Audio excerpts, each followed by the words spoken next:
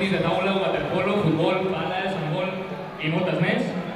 I 9 modalitats esportives per a adults. Ioga, tai chi, condicionament físic, salsa, pilates, tenis, escalada, natació i tècniques del cos. A més, tots els anys, prop de 900 alumnes els tenim aquí a Sant Josep fent esport tot l'any. És que a Sant Josep hi ha competicions esportives per a tothom, amateurs i federats. Per no parlar també del gran flux de turistes esportistes que cada any ens venen a visitar i participen en cadascun dels tornejos o dels esdeveniments esportius que es celebren al nostre municipi.